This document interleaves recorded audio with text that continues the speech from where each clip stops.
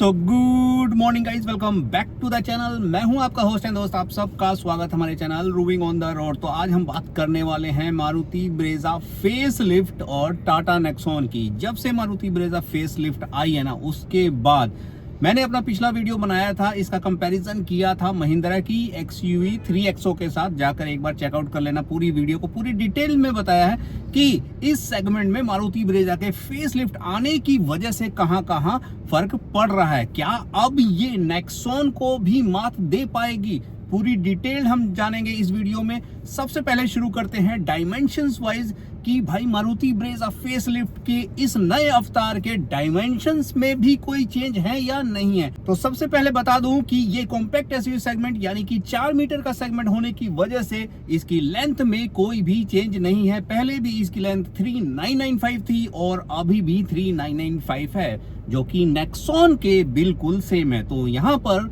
Nexon और Brezza की length आपको एग्जैक्टली सेम मिलेगी। नेक्स्ट अगर बात करूं विड्थ की, तो नेक्सॉन में आपको मिल जाती है 1804 mm की विड्थ, वहीं पर ब्रेजा की मिलती है 1790 mm की विड्थ। यानी कि विड्थ वाइज यहां पर नेक्सॉन बाजी मार जाती है। हाइट की बात करें तो ब्रेजा की हाइट 1685 mm, वहीं पर नेक्सॉन की हाइट यहां पर कम रह जाती है, यानी कि 1620 mm की, जिसकी वजह से आपको ब्रेजा ऊंची गाड़ी देखने में लगेगी अगर दोनों को साइड बाय साइड आप देखोगे तो। व्हील बेस की बात करें तो 2500 mm का व्हील बेस मिलता है ब्रेजा में, जबकि नेक्सॉन में सिर्फ 2498 mm, यानी कि सिर्फ 2 mm का ही डिफरेंस है। अब बात कर लेते हैं ग्राउंड क्लियरेंस की, तो नेक्सॉन का कोई तोड़ नहीं है। 208 mm की ग्राउंड क्लियरेंस नेक्सॉन में मिलती है, वहीं पर 198 mm की ग्राउंड क्लियरेंस मिलती है ब्रेजा में।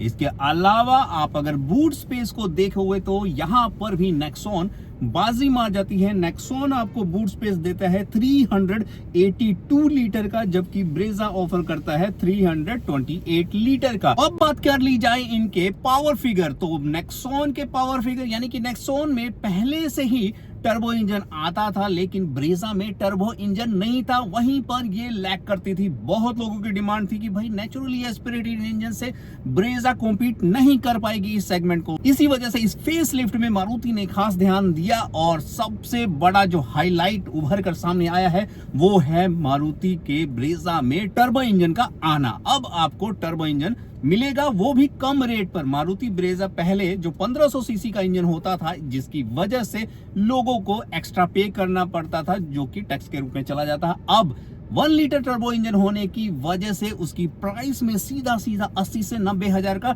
डिफरेंस और पावर भी ज्यादा मिलने वाली है। तो अब एक्चुअली में ये कॉम्पीट करने वाली है नेक्सॉन के। देखिए दोनों में टर्बो इंजन है। इस वीडियो में हम सिर्फ बात करेंगे टर्बो इंजन के कंपैरिजन की। ब्रेजा का जो टर्बो इंजन है 1 लीटर का, वो प्रोड्यूस करता है 110 PS की पावर एंड 170 Nm का टॉर्क। वहीं पर नेक्सॉन का भी सेम टर्बो इंजन और ऑलमोस्ट सेम पावर फिगर ही मिलेगी, 109 PS की पावर एंड 170 Nm का टॉर्क। लेकिन खास बात यहाँ ये है कि ब्रेजा और नेक्सॉन के पावर फिगर सेम होने के बावजूद यहाँ पर मारुति की ब्रेजा बाजी मार जाती है माइलेज में।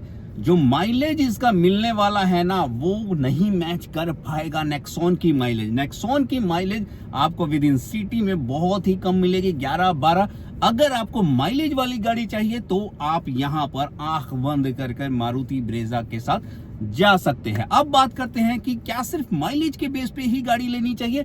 बिल्कुल नहीं, आपको सेफ्टी भी देखनी है, आपको बाकी कंफर्ट भी देखना है। दोनों गाड़ी में कंफर्ट आपको ठीक ठाक मिल जाएगा, लेकिन नेक्सॉन की विड्थ ज्यादा होने की वजह से आपको शोल्डर रूम बैक सीट पर अच्छा मिलेगा, मतलब थोड़ा बहुत आप कंफर्टेबली बैठ पाओगे, मतलब 3 लोग ठीक ठाक बैठ जाएंगे। वहीं पर मारुति ब्रेजा में थोड़ा अनकंफर्टेबली आपको एडजस्ट करना पड़ेगा अगर आपके पास 3 लोग पीछे बैठना चाह रहे हैं। अगर इंटीरियर की बात की जाए तो fit and finish almost same ही है दोनों में, लेकिन प्रीमियमनेस की बात की जाए तो यहाँ पर 100% नेक्सॉन बाजी मार जाता है। जब भी आप नेक्सॉन में बैठोगे तो उसका स्टीयरिंग व्हील हो गया, उसका इंफोटेनमेंट सिस्टम हो गया, उसका डी क्लस्टर हो गया, पूरी तरह से प्रीमियम फील देगा। वहीं पर ब्रेजा बिल्कुल ही आउटडेटेड सा डैशबोर्ड लेकर आई है। इवन वो सदियों से वही चला आ रहा है, कोई ज्यादा खर्चा नहीं करती है अपने इंटीरियर पे। तो अगर दोनों के इंटीरियर वाइज अगर दोनों गाड़ियों को आप कंपेयर करोगे तो नेक्सॉन का इंटीरियर आपको प्रीमियम लगेगा। अब बात कर ली जाए सेफ्टी की, तो मारुति ब्रेजा भाई 4 स्टार लेकर आई है भारत एनकैप में, और कहा जा रहा है और अनुमान भी लगाया जा रहा है मे बी जी एनकैप में ये अच्छा स्कोर करेगी। बट जो प्रीवियसली जी एनकैप में इसकी रेटिंग है वो 4 स्टार है। अभी इसको जो नया फेसलिफ्ट आया है इसको जी एनकैप में नहीं भेजा गया है, लेकिन यहीं पर नेक्सॉन जो है 5 स्टार जी एनकैप के साथ मार्केट में अवेलेबल है। तो बैक ऑफ माइंड अगर आपके रहता है सेफ्टी का कंसर्न, तो चाहे वो 5 स्टार मारुति ब्रेजा जी एनकैप में लेकर भी आ जाए तो भी यहाँ पर लोगों का जो भरोसा है ना महिंद्रा और टाटा से वो नहीं उठने वाला। उसकी जो बिल्ड क्वालिटी है वो मैच नहीं कर पा रही है। बट स्टिल अभी भी आप खुद कमेंट करके बताना कि अगर सेफ्टी की सिर्फ बात की जाए, मैं सिर्फ सेफ्टी की बात यहाँ कर रहा हूँ, तो क्या यहाँ पर कोई भी बंदा ब्रेजा पर जाएगा। अब बात कर ली जाए परफॉर्मेंस एंड पावर की, तो देखिए पावर ऑलमोस्ट दोनों में इक्वल है। सिटी में आपको ज्यादा फर्क नहीं दिखेगा, लेकिन हाईवे पे आपको 100% दिखेगा, क्योंकि हाईवे पे जब जो फन टू ड्राइव वाली फील है वो आपको नेक्सॉन में मिलेगी। एक सेफ फील भी है वो वहां पे मिलेगा, क्योंकि अगर आप 110-120 की स्पीड से गाड़ी चला रहे हो, ब्रेजा भी चला रहे हो और वो भी चला रहे हो नेक्सॉन भी, तो एक पीस ऑफ माइंड आपको हाईवे पे देगा नेक्सॉन, और आपको वहां पर बेटर परफॉर्मेंस भी मिलेगा। फाइनली कंक्लूड करते हैं कि किसको ब्रेजा लेनी चाहिए और किसको नेक्सॉन लेनी चाहिए। देखिए, अगर आपका कंसर्न सिर्फ सेफ्टी एंड सेफ्टी है तो आंख बंद करके नेक्सॉन पे चले जाओ। दूसरा, वो लोग जिनका सिर्फ माइलेज का कंसर्न रहता है कि गाड़ी माइलेज ज्यादा देनी चाहिए, वो आंख बंद करके ब्रेजा पे चले जाओ। तो अगर मारुति ब्रेजा माइलेज अच्छा दे रही है, लेकिन अगर इंटीरियर फील अगर आपको सही लगता है, फिर आपके लिए वो गाड़ी ठीक है। लेकिन अगर आप बैठकर आपको प्रीमियमनेस फील अपने आप को करवाना है तो आपके लिए फिर नेक्सॉन है। विद इन सिटी अगर आपकी ज्यादा रनिंग है विद इन सिटी, तो फिर आप 100% ब्रेजा के साथ चले जाओ, क्योंकि ब्रेजा आपको माइलेज बहुत अच्छी देगी। जहां पर ट्रैफिक ज्यादा होता है वहां पे नेक्सॉन की जो माइलेज है वो 11 से 10 के आसपास आकर रुक जाती है। इसके अलावा अब मेन रिलायबिलिटी, लॉन्ग टर्म, अगर आपने गाड़ी 15 साल के लिए रखनी है तो आप नेक्सॉन के साथ उस भरोसे के साथ नहीं जा सकते। वहीं पर मारुति के साथ आप 15 साल का भरोसा रख सकते हो। इन फ्यूचर आपको कोई भी दिक्कत नहीं आने वाली। जो सर्विस सेंटर की बात भी की जाए तो मारुति का जितना नेटवर्क है टाटा का नेटवर्क नहीं है।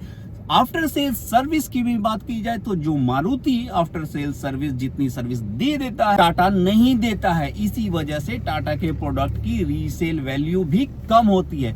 रीसेल वैल्यू में भी ब्रेजा बाजी मार जाती है कि अगर आपने 4 या 5 साल गाड़ी चला ली, उसके बाद आप उसको रीसेल कर रहे हो, आपको बहुत अच्छा खासा अमाउंट मिल जाएगा। वहीं पे नेक्सॉन में आपको बहुत बड़ी डिडक्शन देखने को मिलती है। तो इन सारे पैरामीटर को ध्यान रखकर ही फाइनली डिसीजन तो आपको ही लेना है, क्योंकि पैसे आपके हैं, खर्च आपको करना है। आप बताइएगा कि अगर आपके पास दोनों ऑप्शन हो, मारुति ब्रेजा जो अभी फेस लिफ्ट आई है उसके जो फीचर्स आए हैं उसके बेस पर, और नेक्सॉन जो है, तो आपको कौन सी गाड़ी सही लग रही है कमेंट करके जरूर बताइएगा। वीडियो अच्छा लगा हो तो लाइक करना, कमेंट करना, सब्सक्राइब करना। Till then bye bye, take care.